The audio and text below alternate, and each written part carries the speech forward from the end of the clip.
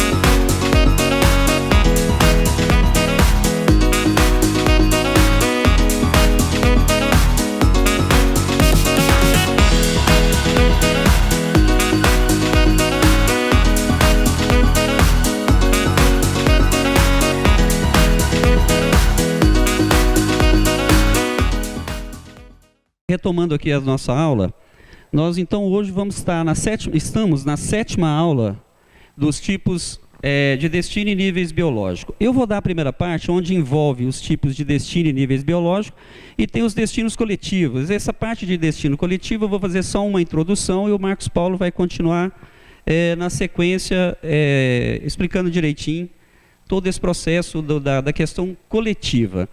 Bom, nós utilizamos aqui, na bem da verdade, dois livros principais para poder tirar essa aula de hoje, apesar de que são pesquisados em vários livros da coleção aí do Pietro Baldi. Mas os dois principais livros para essa aula de hoje é a Técnica Funcional da Lei de Deus e Princípios de uma Nova Ética. Então, nesse primeiro momento aqui, o Pietro Baldi coloca lá no Princípio de uma Nova Ética o seguinte, ele coloca lá que a ciência já chegou a admitir que o universo é um produto de uma grande inteligência que está anteposta ao seu funcionamento. Então deve haver um princípio, uma ordem, uma lei que tudo regula. Bom, o que significa isso? Se nós temos um universo que cientificamente ele já foi comprovado que é o produto de uma grande inteligência, então deve haver uma lei que regula, uma lei que coordena tudo antes mesmo das coisas inclusive acontecerem. Essa lei por si só ela é imutável. Então, ou seja, nós temos um objetivo pelo qual a gente já está alvejando, ou seja, almejando, e ele não muda. O que muda? Muda a forma com que isso vai acontecer ao longo da trajetória de acordo com as forças que a gente lança. Se existe, então, uma trajetória, existe uma lei imutável, a nossa personalidade ela não muda e ela não morre, ela sobrevive à morte. E se essa personalidade sobrevive à morte, significa, então, que existe uma trajetória que ela vem antes, ela perdura no durante e ela dá sequência no depois até a gente atingir o nível da perfeição, o nível do sistema. Então ele coloca exatamente começando por esse princípio, porque se nós basearmos nisso, a gente vai entender que existe sim uma trajetória. Trajetória essa que ela está destinada pelos nossos lançamentos de movimentos de forças já vivido em processos anteriores, em períodos anteriores, que reflete no hoje e que vai ser também projeção do futuro, de acordo com aquilo que a gente pegar de informação que estão por vir. Bom, se nós colocarmos desta forma, a gente vai entender que existem alguns níveis biológicos que ele trata, existem alguns tipos de destino, o qual hoje aqui a gente vai tentar trabalhar e identificar, estudar separadamente esses 3 níveis e tentar nos posicionarmos dentro disso, facilitando assim nos entendermos, entender a necessidade de fazermos os movimentos, principalmente de uma forma correta, entender a responsabilidade desses movimentos e as consequências que esses movimentos causam, se ele for feito de uma forma equivocada. Então, ele continua dizendo o seguinte: na maioria dos casos, o indivíduo vive cegamente, sem saber quem é e sem conhecer as finalidades para as quais existe, que explicam e justificam a sua vida. Ele se movimenta ao acaso, não orientado pelo conhecimento e dirigido por uma norma certa de personalidade e respectivo destino. O que significa isso? Nós temos um estágio que mais na frente aqui a gente vai ver que ele classifica em subconsciente, consciente e superconsciente. Todos esses movimentos que são feitos, obviamente que existem estágios anteriores ao estágio humano, que nós vivemos por um determinismo e vamos formando toda a nossa trajetória baseado nessas informações e nessas vivências. E ele coloca aqui que essa parte, esse biótipo que vive o subconsciente, ele está muito próximo ali do processo animalizado, do processo do animal. Então ele vive mais o instinto. Então ele está muito mais preocupado com a sua própria sobrevivência e a sua própria reprodução. Então ele tendo para ele uma forma onde ele consegue comer e onde ele consegue reproduzir, ou seja, ele mata a fome e ele trabalha toda a parte de reprodução, então é comida e sexo. Uma vez isso resolvido, para ele não almeja mais nada, ele não corre atrás de mais nada, porque ele não entende, ele não consegue enxergar nada além desse processo. Então o que hoje isso para nós é importante entender? Porque a nossa trajetória ela caminha nesse processo. A única parte que ela é viva e que ela é livre para a semeadura é a parte do consciente, onde a gente vive no atual. Mas é importante entender em que local nós nos enquadramos dentro desse processo. Que tipo de ser humano, que tipo de biótipo nós somos, né? E que tipo de movimento nós temos que fazer para que a gente consiga não estacionar, não repetir processos equivocados, não lançar novas trajetórias equivocadas, que vai refletir lá na frente, porque ela vai habitar o nosso subconsciente e vai fazer parte de uma rotina e vai se transformar num instinto que reflete na vida atual, no momento que nós consideramos como o ser humano consciente. Então é isso que é importante a gente entender e que tipo de forças são essas que nós temos que trabalhar. Então, continuando aqui, o Rodrigo não está passando. Por favor. Aí. A evolução psíquica e a evolução orgânica morfológica estão ligadas, pois constituem o mesmo processo evolutivo. Uma não pode ser isolada da outra, porque a evolução morfológica só representa a expressão exterior da evolução do princípio espiritual, que constrói para si mesmo, regendo o seu organismo no plano físico. O que é que o Baldi quis dizer aqui? Que essa parte morfológica, toda a parte, essa questão física, nós estamos falando de biotipo, de biótipo, então nós estamos falando de evolução biológica que acompanha todo o processo de crescimento psíquico, todo o processo de crescimento espiritual. Então ele diz o seguinte, e vários autores também hoje já comprovam isso em termos inclusive científicos, que o corpo físico ele é uma projeção da consciência. Então é impossível você ter uma evolução espiritual, uma evolução consciencial e habitar o mesmo biótipo. Ou seja, se você pegar o estágio do animal, que você vem crescendo em todos os reinos, se você pegar o estágio do animal, por exemplo, se você pegar hoje um animal domesticado, ou um orangotango, um macaco, ou que seja, a parte da consciência que habita ali, ela está muito mais para o determinismo, muito mais para o instinto e alguns lapsos de inteligência, do que para qualquer outra coisa. Então você pode ver que o biótipo dele é diferente. Quando você atinge a parte hominal, significa que o seu lado psíquico, ele já desenvolveu a tal ponto onde a parte biológica acompanha. Então não é o biológico que vai determinar o estágio que você está, que nós estamos. O que determina o estágio em que nós estamos é exatamente a evolução, exatamente o estado evolutivo em que o nosso psiquismo, o nosso espírito se encontra. Então, ou seja, quando você está na parte do subconsciente, mais vivendo o instinto, ali reina todo o processo da emoção.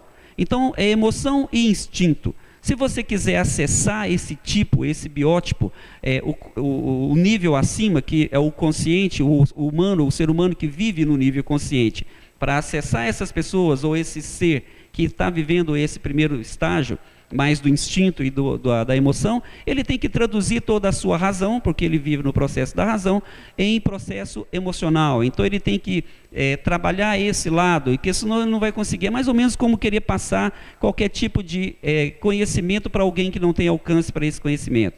É mais ou menos como você colocar alguém para resolver um determinado nível de complexidade, se ele não tem essa capacidade cognitiva para resolver esse problema a nível dessa complexidade. Então, ou seja, o consciente, que é a parte média, nós vamos ver aqui para frente, o eu médio, ele é o que auxilia o eu inferior, que é o subconsciente. E esse subconsciente é esses dois tipos emocional. Então, o eu médio vive a razão. É o cara que questiona, é o cara que ele já não vive aquele processo repetitivo, instintivo. Ele já questiona, ele já é um cara mais moderno, ele é um cara que ele não só faz por repetição, ele quer entender por que ele faz, ele quer entender como que isso funciona e por que as coisas acontecem daquela forma. Ele já tem um horizonte temporal um pouco mais avançado, ele já preocupa com algumas coisas que o ser que habita o primeiro momento mais animalizado, de instinto e emoção, ele não tem, né? Então esse é um dos pontos. Continuando aqui, ele diz o seguinte: o subconsciente, consciente e superconsciente representa não somente 3 níveis da existência do eu, mas também 3 fases sucessivas do eu, do seu desenvolvimento. A primeira constitui a fase atrasada do tipo ainda animal, conforme nós colocamos aqui agora há pouco. A segunda, a fase atual do tipo humano. A terceira, a fase adiantada do tipo super-humano. Então, ele classifica a personalidade e os níveis os tipos de destino pelos níveis biológicos, pelos biótipos. Então, ele classifica em 3, como nós vimos aqui: subconsciente, consciente e superconsciente. A única coisa que está a nível de ser visto e ser vivido é a parte do consciente. A parte do subconsciente, do superconsciente, ela está no inconsciente. Então, ou seja, todas essas vivências, nós vamos ver nas projeções mais para frente, todas essas vivências, elas não aparecem para nós de uma forma clara. A gente não tem acesso a ela de uma forma cotidiana. Ela existe, de alguma forma ela pode se manifestar e ela vai se manifestar, mas ela não a gente não vive ela não está aberta. Ou seja, a gente não interfere nela. A gente cria situações, cria novas trajetórias que vai corrigir essa trajetória anterior. Mas uma trajetória, uma vez lançada, armazenada no subconsciente, quando ela manifesta no consciente, ela vai manifestar da mesma forma, com a velocidade e a intensidade que ela foi lançada anteriormente. Então, essa não tem como, a gente vai colher. Como que isso pode ser trabalhado? Cria-se um novo lançamento dentro da parte do momento atual do consciente, para que possa não contrapor a trajetória que foi lançada, mas compensar e corrigir essa trajetória. Inclusive, trajetória essa que vai ser parte do inconsciente, aliás, do subconsciente, no momento seguinte, quando a gente caminhar e o presente virar passado. Então, o consciente atual que foi vivido agora e as experiências vividas agora vai virar passado. E ela vai ser armazenada no subconsciente como sendo uma rotina, como sendo uma espécie de determinismo e instinto, né, automatizado. E a gente vai viver isso reflexo na atual. Bom, aqui ele considera o seguinte, temos aí 3 níveis nos quais pode existir a personalidade humana, que vai evoluindo de um para o outro. O primeiro, eu inferior ou animal, mas não é no reino animal não, tá pessoal? É a parte mais animalizada do ser, é aquele que eu coloquei onde você vive mais para emoção e mais para a razão e para o instinto e para a emoção. Então o primeiro é o eu inferior ou animal, o segundo é o eu médio ou humano, e o terceiro é o eu superior ou super-humano. Isso fica bastante claro se a gente começar a analisar o ser. Analisar, por exemplo, o ser no seu determinado momento evolutivo. Quem hoje que seria o ser do super-humano? Né, do super-homem, da parte do superconsciente? Todos os santos e anjos que vivem num mundo mais avançado e trabalham já com o processo intuitivo. Ele já não é nem mais instinto e nem mais razão. Ele trabalha com o seu processo intuitivo, ou seja, ele já superou, ele não vive questionando, ele não vive tentando entender a razão do mundo mais denso, do mundo material. Ele já está ligado na parte superior, e ele entende que ele já vive para uma situação maior, mais ampla, mais ligado a nível de universo, e não a nível do meio em que ele coexiste. Então, ou seja, esse super-humano é o próximo passo, é onde a humanidade, que hoje vive no nível consciente, trabalha para atingir. Ocorre que a gente tem lapsos do superconsciente que a gente vive no momento atual. Porque toda correção de trajetória, nós vamos ver aqui nas projeções seguintes, o lançamento de trajetória nova, ele pega no superconsciente, quando tem a decisão correta, quando a gente não repete o mesmo erro, quando a gente não reforça a trajetória lançada. Então, todas as vezes que a gente tem o movimento correto, ela vem do espiritual, ela vem do super-humano, da superconsciência. Então, ou seja, a gente pega aquilo como se fosse uma ressonância mórfica, como se fosse uma informação que ela já pré-existe, porque a lei, nós comentamos lá no início, ela é imutável, ela muda a forma. Então, ou seja, as forças que nós utilizamos para poder fazer esse caminho, essa trajetória, é que ela vai mudar de acordo com as nossas tomadas de decisão.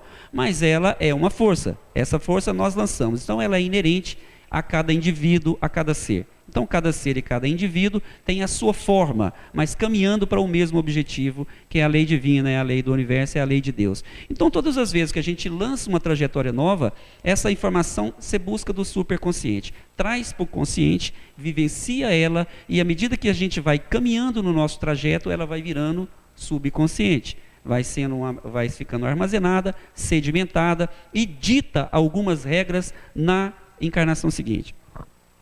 Então ele diz aqui o seguinte, os 3 níveis, o primeiro é o nível animal, ele considera inferior.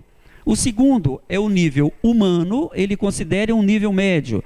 O terceiro é o super-humano ou superior. Nós, ser mais moderno, da civilização moderna, do mundo moderno, nós estamos mais ou menos aqui no nível médio. Isso não é uma regra, mas a maioria da sociedade humana hoje, da raça humana, ela está aqui habitando e vivendo esse ponto médio humano.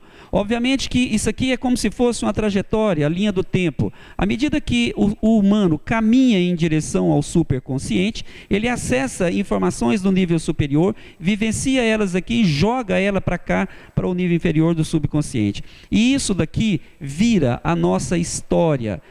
Se nós pegarmos as aulas anteriores do Maurício, a gente vai ver que ele coloca que durante a queda a gente traça um caminho de descida. E, obviamente, quando a gente vai fazer o caminho de subida, não é informação nova para nós. A gente está relembrando um processo de conhecimento que foi fechando à medida que a gente foi descendo e fechando a consciência, e que agora a gente está acessando ele novamente. Então, todas as vezes que a gente acessa uma informação no superconsciente, é informação que já existia, porque toda lei encerra dentro da gente. Então, a gente está descortinando novamente o caminho de subida, o caminho evolutivo, para que a gente possa voltar novamente para o sistema, lá para o momento de início da queda. E ele continua aqui no princípio de uma nova ética dizendo o seguinte: no nível do subconsciente ou plano animal, o que dirige a vida são os instintos fundamentais: a fome, que garante a sobrevivência do indivíduo; o sexo, que garante a continuação da raça. E quando satisfaz a fome e o sexo, não entende nem procura outra coisa, porque atingiu o seu objetivo principal, que é viver. Então, ou seja, o camarada que habita isso, eu não sabia, a gente não pode aqui determinar períodos e nem tempo, porque isso é muito relativo, a gente vive num mundo relativo. Você não pode dizer, esse ser humano aí, ele é da Idade Média, ele é antes da Idade Média. A gente não pode colocar períodos, traçar isso com essa precisão.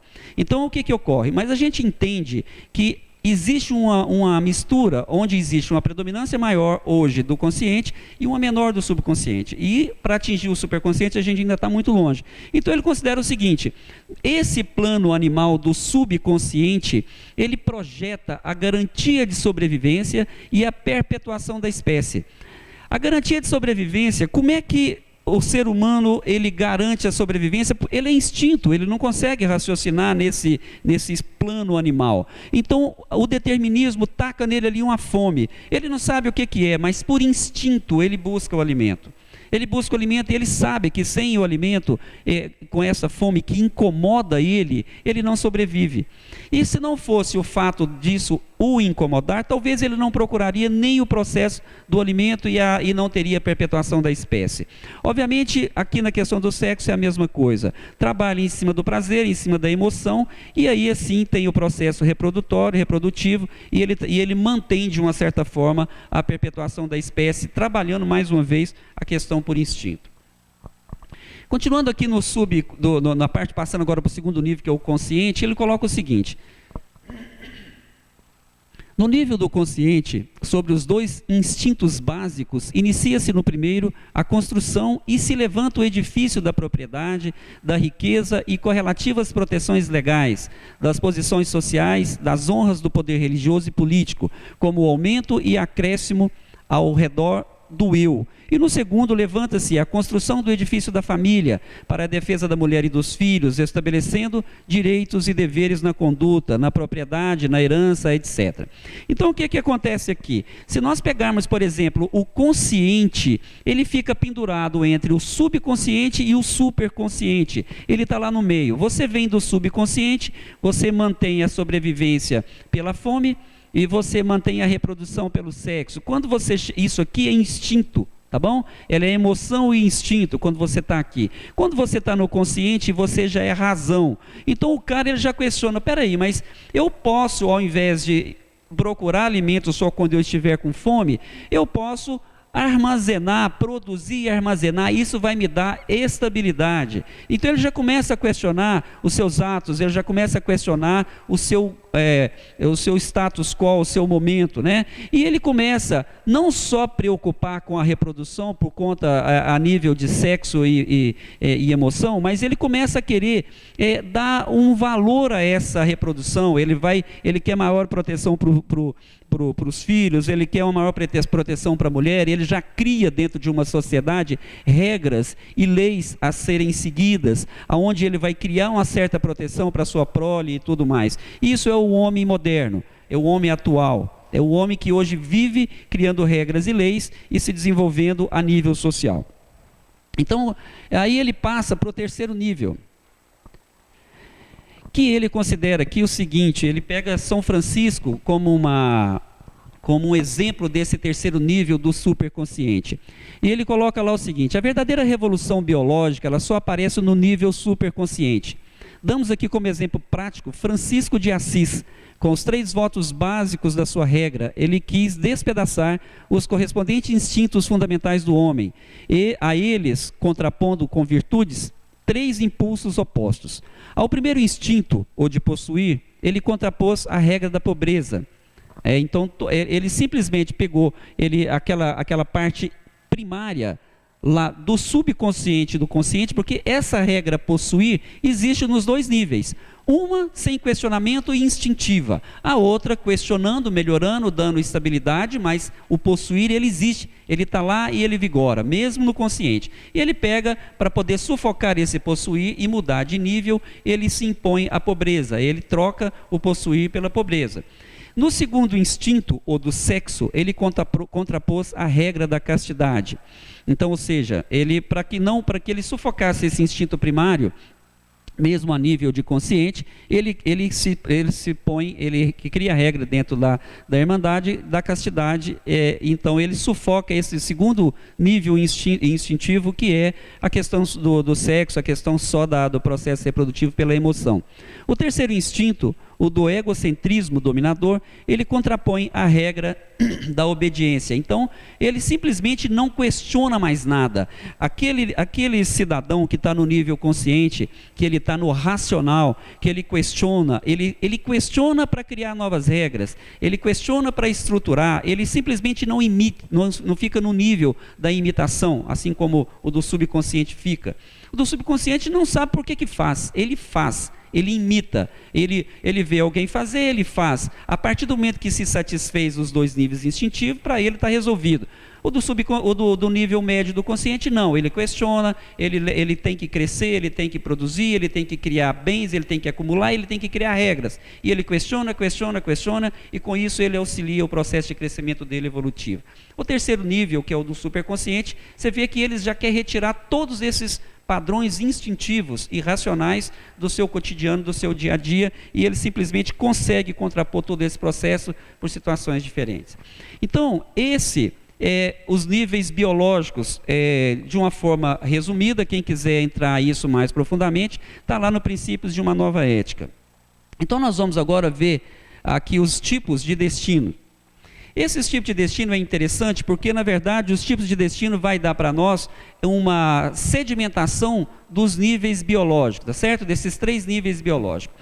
E o Petrobaldi continua dizendo o seguinte: pode-se estudar a estrutura da personalidade humana enquanto é construída por feixes de forças em movimento. Ora, lá atrás nós não colocamos que existe uma lei que ela está inerente a toda a trajetória, ela é um objetivo a todos os seres em evolução, e ela não muda, ela é imutável, mas existem as formas que mudam ao longo da trajetória, inerente a cada ser humano. Que formas são essas? São as forças lançadas ao longo da trajetória, ao longo da existência, desde o plano inferior lá, do plano do reino vegetal, animal, e depois vem subindo para o homem, os níveis biológicos dentro do hominal, e assim subindo até a volta do sistema. Então são forças. Essas forças, elas são lançadas de acordo com a nossa vontade e de acordo com as decisões tomadas ao longo da existência. Então, ele continua aqui: o nosso consciente é uma entidade que emerge do inconsciente. Isso é, de um mar desconhecido que está além da nossa consciência. E esta entidade, com a evolução, se vai deslocando de um plano de vida a um nível biológico para outro. Mas observamos mais de perto o fenômeno nos seus pormenores. Procuremos, antes de tudo, entender qual é o conteúdo desse inconsciente situado além dos limites do nosso consciente. Então vamos lá. Como que eu vou saber qual que é a minha verdadeira razão da atual existência? Ora, eu nasci, eu tenho uma trajetória, eu vivi por instinto lá atrás, esse instinto interfere na vida atual. Como é que eu vou saber que eu estou tomando as decisões corretas? Como é que eu vou analisar isso? Como ele coloca aqui que nós temos um plano biológico que ele muda de acordo com a mudança e crescimento da nossa consciência, e que o anterior interfere no atual, como que eu consigo descobrir isso? Como que eu consigo caminhar e entender, nossa, a minha trajetória atual, eu tenho que trabalhar esse e esse defeito primordial, eu tenho que ter essa e essa preparo para ter esse e esse movimento, para corrigir a minha trajetória, para que eu lance uma trajetória melhor para o futuro e assim por diante. Então nós vamos ver como que isso funciona aqui agora. Bom, aqui nós temos o seguinte, essa aqui é uma linha do tempo, tá certo? Onde a gente pega toda a parte dos 3 biótipos, do subconsciente, do consciente e do superconsciente. Essa seta central, ela traduz a linha do tempo.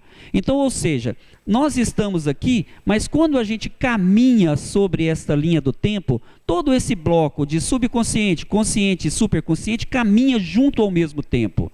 Esse camarada aqui que é o superconsciente, a gente está por descobri-lo. Então ele é o que vai auxiliar a ditar a nova trajetória. Esse cara aqui é a livre semeadura, é o consciente. Quando eu estou nesse nível aqui, eu estou aberto a novas trajetórias. Então, se eu estou aberto a novas trajetórias no momento do consciente, ali eu estou livre para lançar uma nova trajetória. O segredo é como eu lanço essa nova trajetória de uma forma correta. Como eu não repito o erro anterior ou reforço o erro anterior? Como que eu consigo compensar a trajetória anterior e ainda conseguir ter ganhos evolutivos, né? Então, ou seja, toda a experiência vivida aqui no período da semeadura, ela é armazenada aqui atrás, no subconsciente. Então, isso é uma trajetória lançada, essa trajetória laranja, essa flecha laranja, é como se o tempo eu lançasse essa trajetória nesse ponto, todo o bloco andasse para frente, eu desencarnasse e todas essas informações ficam armazenadas no subconsciente. Ou seja, é uma trajetória lançada como experiência de vida. Porém, independente da encarnação, independente do momento, eu vou estar sempre, quando eu estou no processo do corpo físico, eu vou estar sempre com esse momento aqui aberto, eu vou estar sempre no consciente. E eu tenho o saldo dessas trajetórias anteriores lançadas atuando aqui nesse presente, em forma de automatismo ou hábitos adquiridos. Como que isso ocorre? A trajetória, ela é como se fosse uma força lançada. A partir do momento que eu faço um movimento, eu lancei essa força. A partir do momento que eu tive um movimento equivocado, eu fiz o mal, eu lancei essa força do mal. Quanto maior é essa força, mais ela vai refletir para frente. E com maior intensidade ou menor intensidade. Como que eu faço para poder melhorar isso? Eu consigo evitar que essa trajetória lançada, ela possa desabrochar no momento atual, no meu consciente? Não, ela vai manifestar de qualquer forma. Mas entendendo essa trajetória, através do estudo do comportamento e das situações atuais, a gente pode fazer um lançamento de uma trajetória que venha a compensar esse processo, corrigindo um pouco essa rota e definindo a trajetória futura. Então, todas as vezes que eu lançar uma trajetória aqui, eu estou pegando aqui no superconsciente informações, produtos, ou seja, coisas do superconsciente, como se fosse uma ressonância mórfica, experienciando esse processo aqui no consciente e mandando para o subconsciente. Então, isso vai caminhando ao longo de toda a trajetória e a gente vai vivenciando isso como sendo todo um processo em que nós vamos crescendo e evoluindo. Rapidamente aqui, do nascimento até os 20 anos, isso aqui é muito importante porque a gente vai entender aqui você pode ver que está dividido em 3 espaços sempre, tá? Em 3 momentos. No momento biótico, nós estamos no subconsciente, consciente e superconsciente. Nos momentos da trajetória, a gente vai dividir por idade dentro do consciente. Como é que eu vou entender como funciona o meu consciente? Que é nele que está a livre semeadura, é nele que eu vou fazer toda a trajetória futura. Eu vou simplesmente estudá-lo segmentado em 3 etapas. Ao longo prazo, eu vou ter 20 anos, de 20 em 20 anos. O primeiro momento eu vou dividir do 0 aos 20 em 3 etapas. Rapidamente aqui para o Marcos Paulo pegar a parte dele. Do nascimento até os 20 anos, o indivíduo trabalha o seu desenvolvimento físico e mental, repetindo e reassumindo o caminho da sua evolução, que a sua evolução percorreu no passado até chegar ao ponto em que se encontra.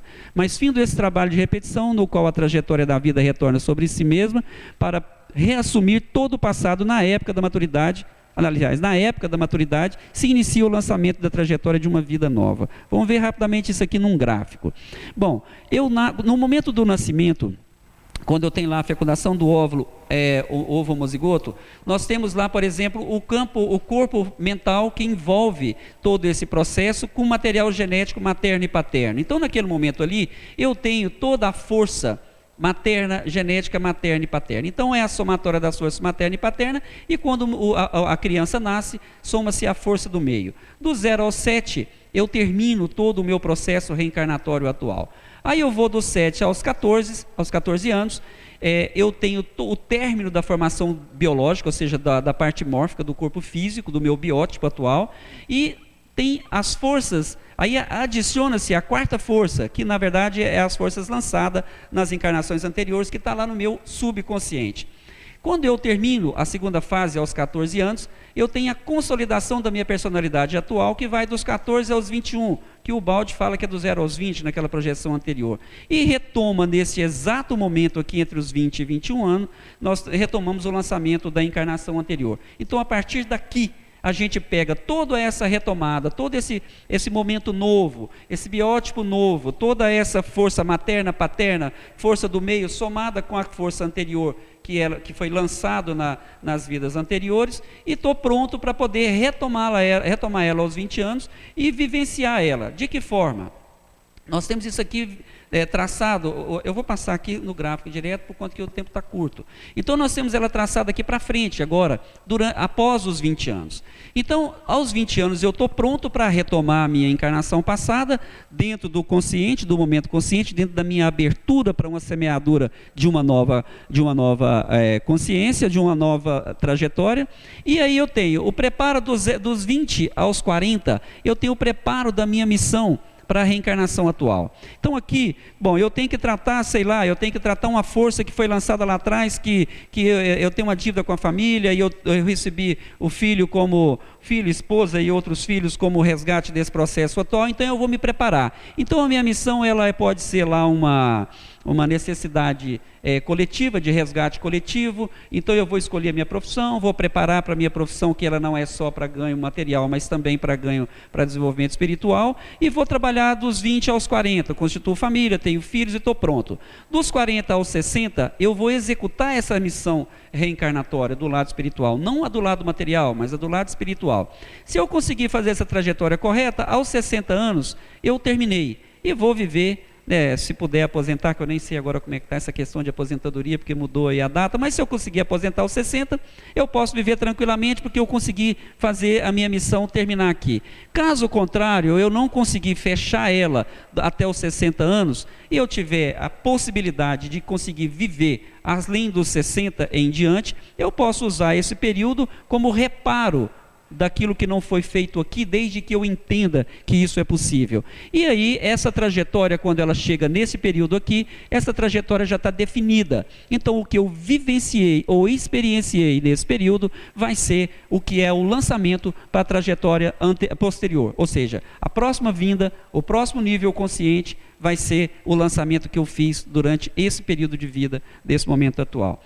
Pessoal, então, da minha parte é isso daí. O Marcos Paulo agora vai continuar trabalhando toda a parte de destino coletivo e o segundo momento aí dessa finalização dessa aula de hoje. Eu queria agradecer aí a paciência de todo mundo, e mais uma vez é um prazer enorme ter estado aqui com vocês, tá bom? Muito obrigado e boa noite, até a próxima.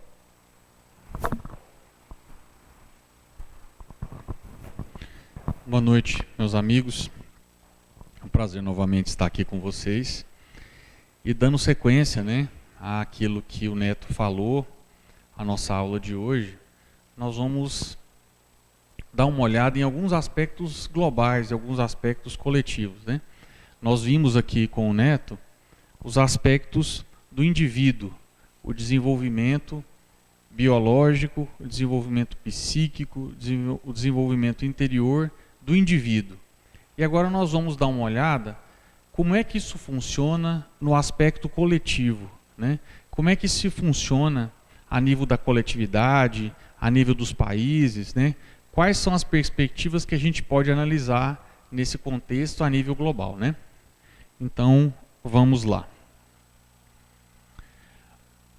Aqui nós estamos lendo em Pietro Baldi a Lei de Deus, Um dos maiores problemas que o mundo de hoje tem de enfrentar e resolver é o da unificação em todos os campos: político, econômico, demográfico, religioso, social. Com a vida que se vai concentrando cada vez mais nas grandes cidades, o homem tende a adaptar-se a formas sempre mais estreitas de convivência social.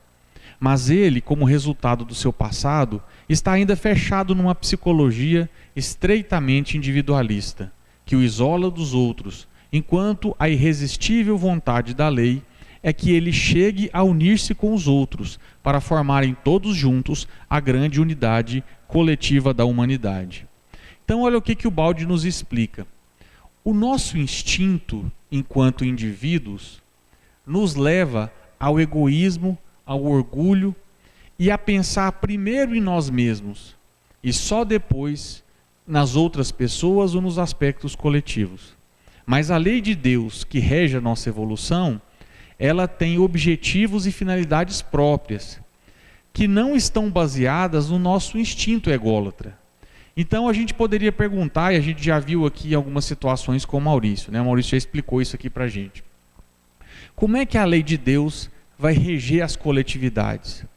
A lei de Deus nos encaminha e nos direciona através da evolução para que a gente forme grandes unidades coletivas.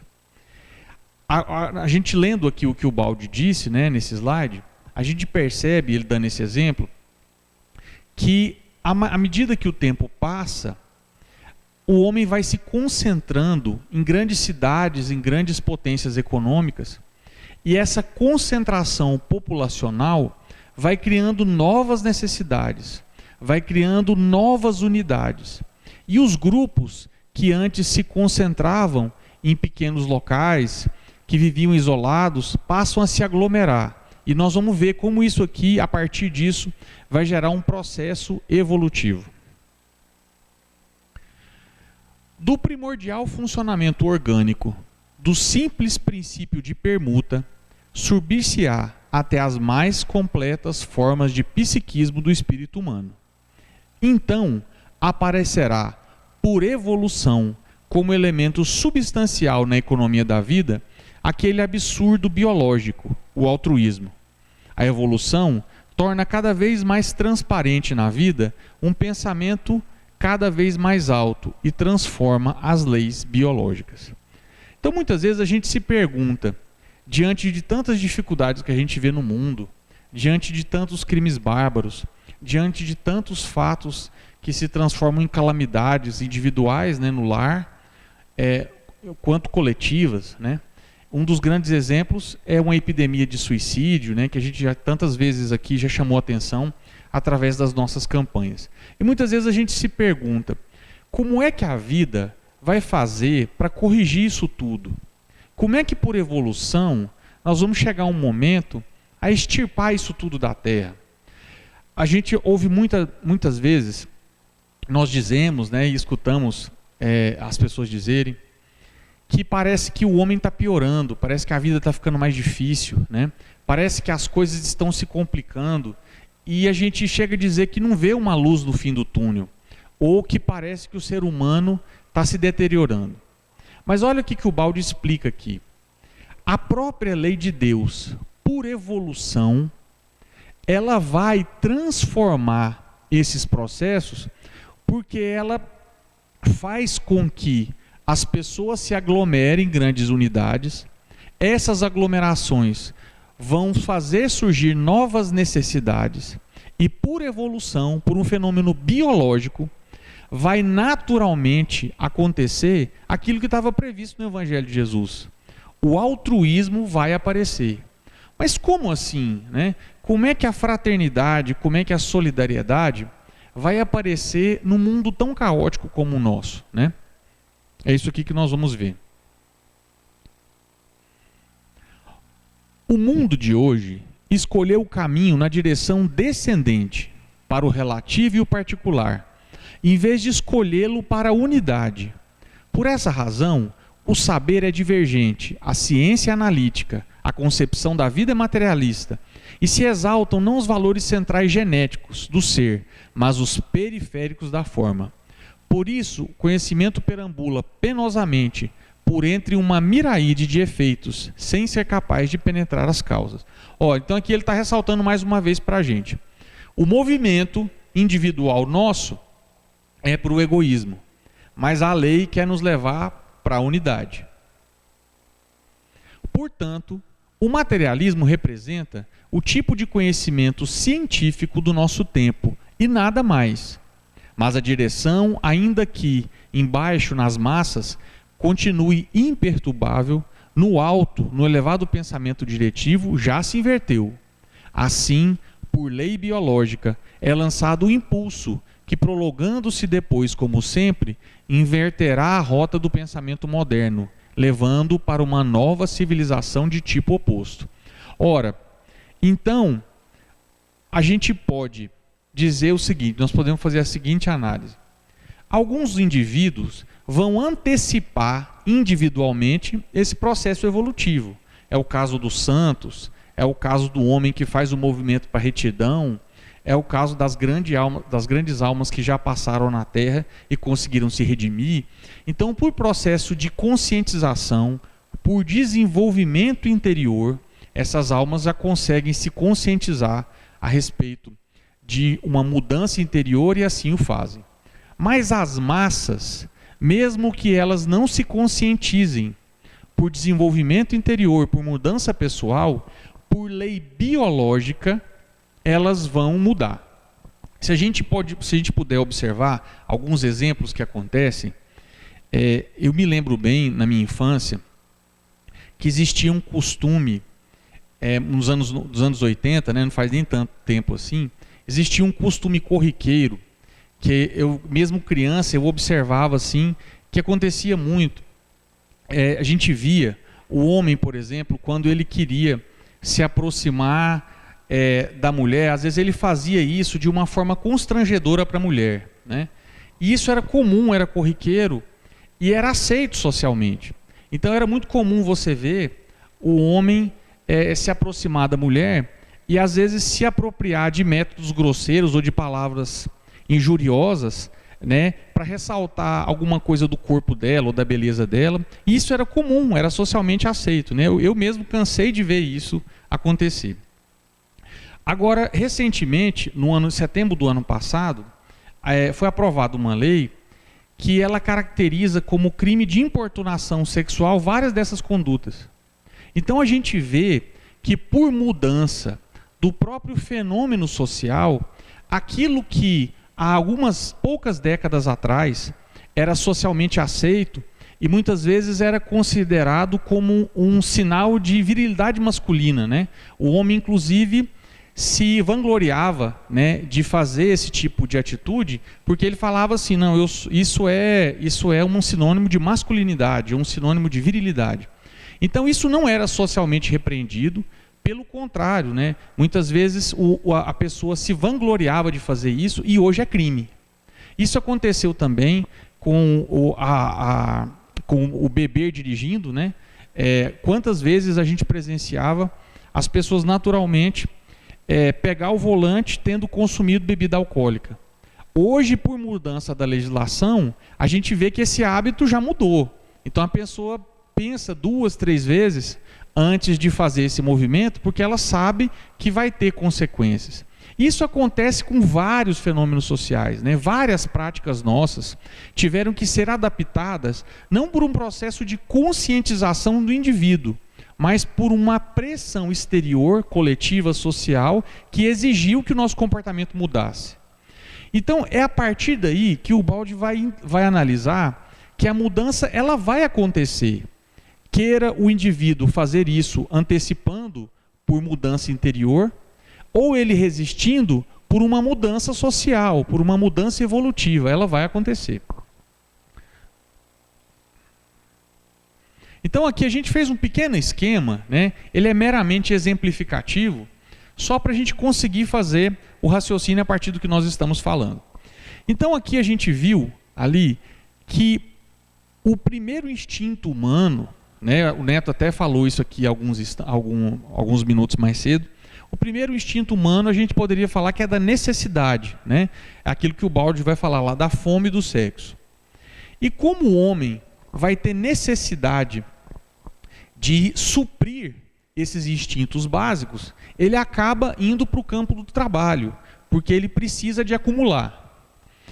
Esse acúmulo chega a um determinado momento que ele acaba sendo organizado, né? Então aí que a gente vai ter no mundo surgindo o sistema, o Fordismo lá, né? O sistema de produção coletiva. A gente vai ter, por exemplo, a linha de montagem. Então vão surgir os primeiros instrumentos que a gente se reúne coletivamente e faz disso um processo produtivo organizado.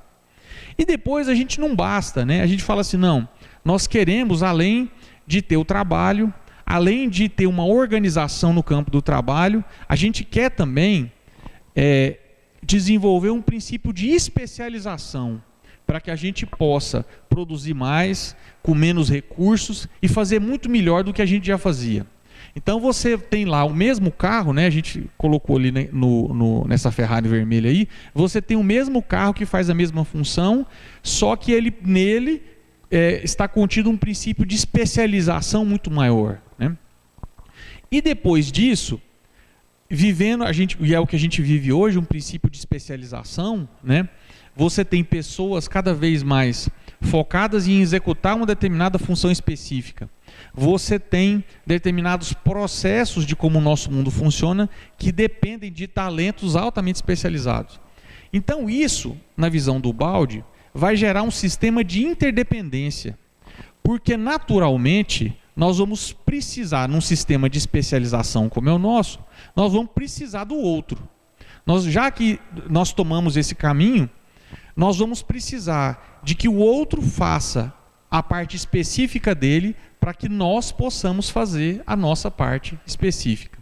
Então, por um processo de mudança evolutiva, por um processo de mudança social, a gente acaba chegando naquilo que o Baldi falou, de um sistema de altruísmo, de fraternidade, porque você não pode viver sem o outro.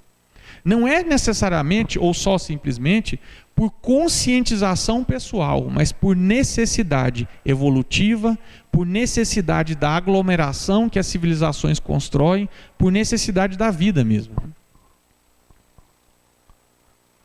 Então olha o que ele fala. Eis em breves traços o que aparece quando se alcança a visão de verdades mais elevadas. Desponta então uma economia universal supernormal, que sabiamente regula a vida em todo o campo. De tudo isso se vê quanto está fora do caminho o mundo moderno na procura da felicidade e quanto esteja longe de o poder alcançar. Independente do caminho que a gente tome, da escolha que a gente faça, o Baldi deixa claro que o futuro vai ser um processo de união. Em termos dos países, vão ser grandes unidades que vão se aglomerar cada vez mais. Então o instinto nosso de separatismo, de exclusão, ele está fadado a morrer, porque não é isso que a lei quer. E aí ele falou ali no slide anterior de um processo de uma economia universal supernormal, né? Se a gente olhar como a nossa economia é formada hoje, a gente vai observar que, mesmo que muitas vezes a gente não queira, nós somos obrigados a manter constantemente relações entre os países. Aqui eu coloquei, aqui é de notícia, né? A gente pegou algumas notícias da internet. Aqui eu peguei para mostrar para vocês. Como o líder da Coreia do Norte e o líder dos Estados Unidos, de insultos a elogios, relembre os 2 anos de relação dos líderes. O presidente dos Estados Unidos ameaçou lançar fogo e fúria entre a Coreia, né, sobre a Coreia. Mas depois de um primeiro encontro, em junho de 2018, Trump agora diz que Coreia do Norte será a grande potência econômica graças ao seu líder, né, o Kim Jong-un. Líder se reúne novamente. Então, olha como é que essa notícia ela é interessante e ela demonstra exatamente o que o Baldi está falando. Nessa notícia, você observa nitidamente o instinto separatista, né, de um líder, muitas vezes discordando do país que mantém relações. Mas, ao mesmo tempo, ele volta atrás, porque ele sabe que, de uma forma ou de outra, ele precisa do país do outro país. Nenhum país consegue, por relações comerciais, por necessidades de produtos, ele não consegue mais viver sozinho. Então, a gente, mesmo que exista uma briga de gato e rato, né, a gente vê que por necessidade evolutiva, um país acaba precisando do outro. E às vezes, mesmo que o líder não quisesse, ele é obrigado a voltar atrás ou rever as suas posições, porque precisa de outros países. Olha aqui, ó, como é interessante. Aqui a gente observa aquilo que a gente tinha falado da especialização. Ora, então a China, naturalmente, ela acabou se especializando em fornecer mão de obra para a indústria. Tanto é que a gente tem marcas famosas americanas, né, como a Nike, por exemplo, que tem fábrica na China. E exatamente elas fazem isso porque a mão de obra chinesa é muito barata e ela não conseguiria produzir em outro lugar com o mesmo custo.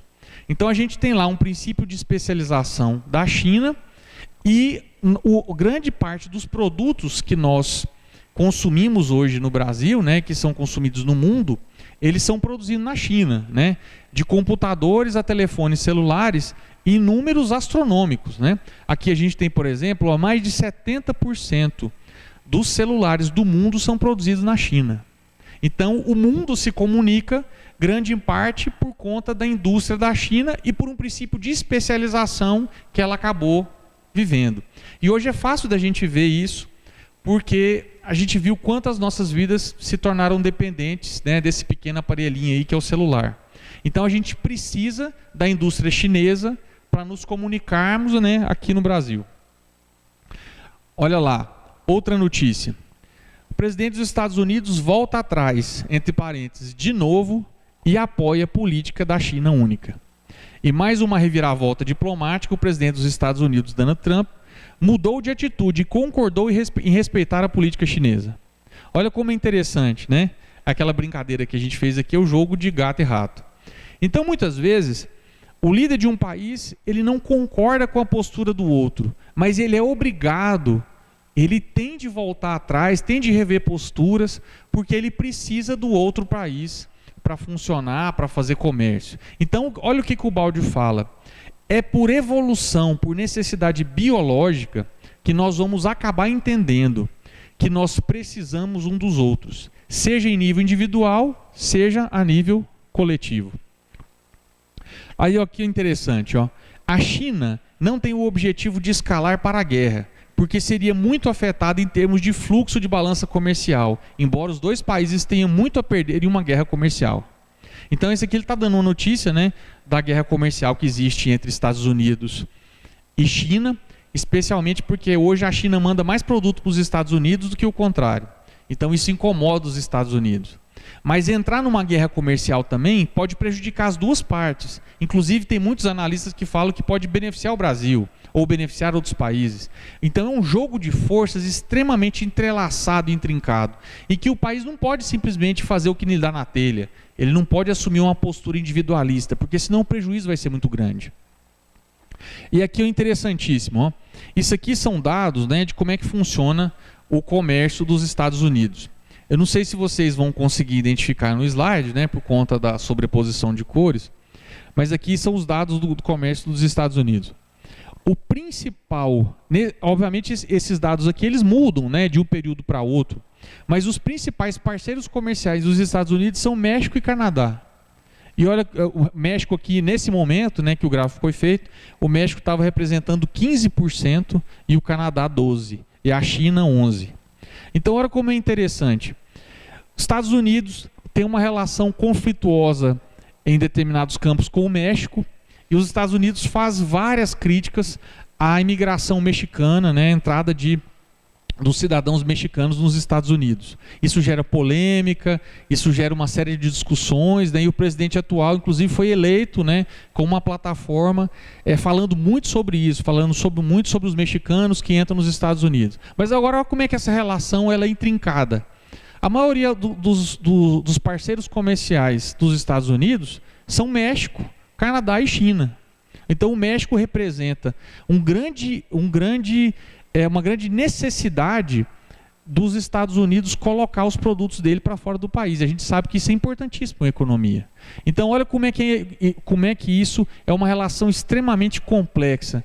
Ao mesmo tempo que eu não gosto, que eu não admito, que eu não quero aceitar uma determinada postura do meu vizinho, né? Estados Unidos e México têm milhares de quilômetros de fronteira, eu preciso dele para desovar, para vender os meus produtos, e isso é fundamental para a economia. A gente sabe que um país com a economia fracassada, ele fica totalmente desestruturado. Aqui, interessante isso. O Brasil também, por um princípio de especialização, ele passa a ser o terceiro maior exportador agrícola do mundo, né?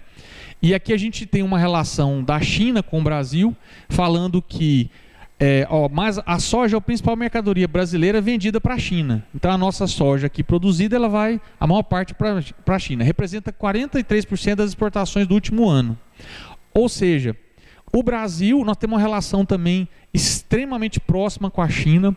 A nossa economia também, durante a última crise que nós passamos, ela sustentou, né, os analistas falam que ela sustentou em grande parte também por conta do agronegócio. A gente vende muita soja para os chineses, né, para eles produzirem proteína animal. E a nossa, embora estejamos distantes, mas a nossa economia, a nossa realidade depende muito do que acontece na China. Nós estamos em Goiás, né, e a gente observa aqui, se você for andar em várias fazendas que nos anos 80, nos anos 90, elas se dedicavam ao cultivo, a plantio, ao cultivo a extração de leite animal, criação de gado, muito disso hoje paralisou e virou tudo soja, né? Você anda em várias fazendas aqui e as pessoas todas optaram a vender soja, e uma soja que vai para a China. E a grande parte dos celulares que nós consumimos vem da China. Então, é a partir dessa perspectiva que o Baldi fala que nós vamos caminhar para uma unidade coletiva. E o altruísmo vai aparecer, mesmo que não venha por convicção pessoal, mas ele vai vir por necessidade evolutiva e pela complexidade que se tornou as nossas relações, né? Então aqui nós encerramos a nossa pequena participação. Boa noite, amigos da TV Ibis. Boa noite, Neto, Marcos Paulo. A satisfação novamente recebê-los aqui, né, para mais uma aula muito interessante que vocês aplicaram aí para nós. Temos aqui algumas participações e uma pergunta por enquanto, que é da Nina, de Feira de Santana. Ela diz assim: Neto, relembrando algumas aulas anteriores de Crispim, verificamos que ele afirma que estamos na pior fase da humanidade. Na primeira parte da aula de hoje, verificamos que a criatura humana está em um estágio intermediário, entre parênteses, médio. Por gentileza, você pode articular esse momento de pior fase da evolução humana com o segundo nível, que é o médio, explicitado na aula de hoje? Um forte abraço. Boa noite. Obrigado aí pela pergunta. Eu vou tentar colocar aqui de uma forma bem sucinta. Existe uma... Eu não sei se o som saiu, então eu vou cumprimentar de novo. Boa noite, Nina, obrigado aí pela pergunta. Eu vou tentar colocar aqui de uma forma bem sucinta para que fique um pouco mais assim fácil de entender. Não vamos confundir momento da humanidade, as dificuldades que o ser humano está tendo de renovar suas próprias trajetórias para poder melhorar todo um processo futuro, com o nível biótipo, o nível de evolução, por exemplo, da humanidade. Todas as vezes que você está no momento consciente, você pode estar no momento avançado ou atrasado. O consciente é aquele momento que você vive ele, é onde você está com a janela aberta para correções, para novos lançamentos, para poder corrigir ou tentar amenizar e corrigir trajetórias anteriores e lançar novas trajetórias corretas para o momento futuro.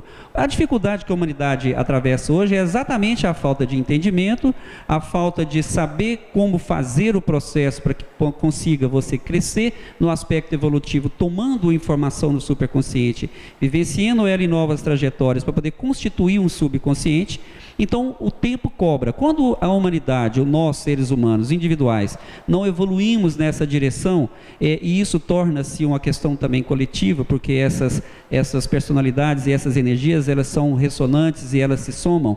Então, ou seja, isso acaba virando uma questão coletiva da humanidade, aí ela vem em forma de dor, que é uma forma de você parar, refletir sobre um processo. Se você não foi por uma questão de se instruir, por uma questão de decisão própria, acaba indo pelo processo da dor. Então essa é a questão que o Dr. Maurício colocou aqui nas aulas anteriores dele. Esse é o sofrimento. O pior momento da humanidade é que o ser humano gastou o seu ciclo desse processo da espiral humana, da questão da Terra, do planeta, e não fez, vamos dizer, o dever de casa. Essa espiral inspirou o tempo, e agora nós estamos num processo de dor muito grande, porque aquilo que não foi feito no momento adequado, no período adequado, está tendo que ser feito num período muito curto, e muitas vezes muitas pessoas não vão nem atingir aí a possibilidade de ter tempo para corrigir, né? Então seria isso daí a diferença entre as duas coisas. Você vai estar sempre num momento consciente, independente do estágio que você está, né? Porque o inconsciente são situações vividas, que já está lá como uma espécie de um determinismo que vem refletindo na atual para que seja corrigido, e a futura vai depender do que a gente fizer agora. Como não foi feito o suficiente para dar o passo para o superconsciente, obviamente é cobrado em forma de dor. Eu vou dar meu pitaco aqui também, talvez possa de alguma forma ajudar. Eu vejo da seguinte forma: o Baldi fala que nós temos uma evolução a nível coletivo e a nível individual. A nível do planeta que nós habitamos, né, a gente sabe que o primeiro estágio do planeta é o estágio primitivo, né? E nós estamos no mundo de expiação e prova, caminhando, né, para um mundo de regeneração. Então, a nível do nosso planeta, nós já fomos mundo primitivo, estamos no mundo de expiação e prova, e estamos num processo de transição, caminhando para um mundo de regeneração. A nível individual, o Baldi divide em 3 categorias. Ele divide no homem bárbaro, no homem astuto e no homem evoluído. O que predomina na humanidade atualmente é o nível astuto. Agora, se nós formos olhar os nossos impulsos, os nossos desejos, as nossas tendências, nós temos impulsos do homem bárbaro, tanto é que a gente costuma falar, o Maurício até já deu esse exemplo aqui, né? Tem hora que a gente tem vontade de matar, a gente fala assim, né? Parece que eu tenho vontade de matar a tal pessoa, embora obviamente você não vai lá e faça. Mas o impulso, muitas vezes, ele está lá, numa explosão emocional, num instinto, num momento muitas vezes de revolta, você acaba sentindo todo aquele instinto que está lá dentro. Mas o que predomina é o homem astuto. E o tempo todo, esses impulsos, tanto do passado quanto do futuro, que é o do superconsciente aqui, eles vão brotar na gente. Então a nossa trajetória, né, já para falar que inclusive é o tema do nosso curso, né, a nossa trajetória vai depender exatamente, como o Neto falou aqui, daquilo que você coloca no seu consciente. Se você deixar seu consciente ser invadido pelos impulsos do passado, ou se você permite que ele seja ritualizado pela mente mecânica, a nossa trajetória vai ser de atraso. Agora, se você caminha pela intuição, pela inspiração, pela fé e mira a retidão, aí você já está direcionando a sua vida para o superconsciente. Aí existe uma grande possibilidade de a gente conseguir fazer uma trajetória bacana, né? E concluindo, como a humanidade gastou a maior parte do tempo desse processo evolutivo permitido para mudar de nível com a mente mecânica, utilizando mais uma conexão com o subconsciente, aí a dor vem para poder tentar corrigir, acelerar e tentar ter algum ganho. Beleza. Chegou agora mais uma pergunta aqui do Antônio Pedro Rego Rodrigues. Ele diz assim: utilizar afirmações para melhorar a positividade influencia o subconsciente e o superconsciente? É Antônio, né? É Antônio. Boa noite, Antônio. Com certeza. A ressalva que a gente faz é que muitas vezes aquilo que se torna repetição, ele acaba perdendo o significado, né? Se a gente olhar em todos os rituais religiosos, de uma forma ou de outra isso aconteceu. Isso aconteceu com a Igreja Católica, com a Igreja Evangélica, isso acontece com a doutrina espírita também. Quando você toma o ritual em depreciação do significado. Então o mais importante é o significado daquilo que você está buscando, daquilo que você está pensando, daquilo que você está mentalizando. O significado é o principal. O ritual é o acessório. Quando a gente transforma, por exemplo, isso num mantra ou numa rotina, muitas vezes você abandona o significado e fica com a forma. E aquilo acaba perdendo o significado, né?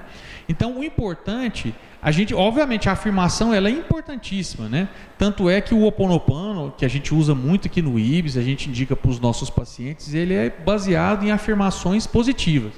Mas o importante é a gente tomar cuidado, porque a mente mecânica, ela vai lá e bagunça tudo.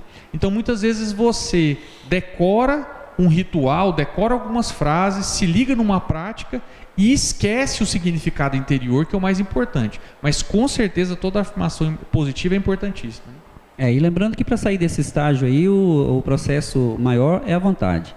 Então, se não for pela vontade, vai ficar estacionado no mesmo ponto. Maurício falou, né, algumas aulas atrás, ele falou, o principal móvel realmente é o desejo, é a vontade, né? É nesse caminho mesmo.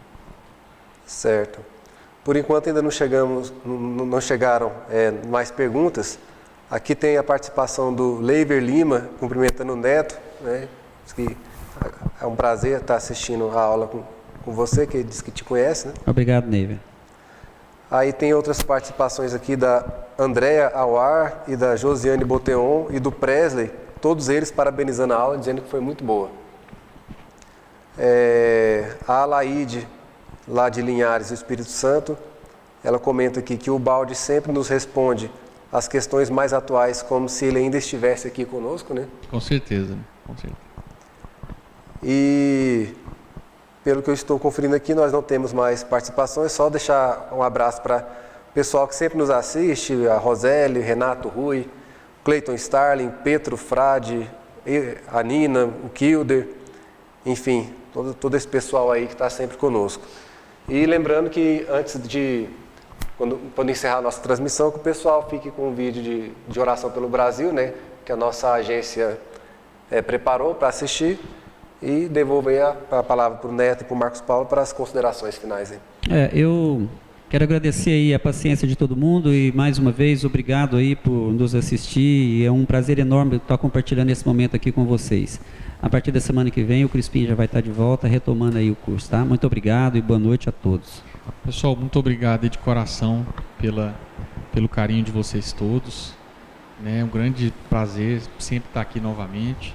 E vamos ficar ansiosos por uma nova volta aí, né? A gente gosta muito. Um abraço a todos, boa noite. Boa noite.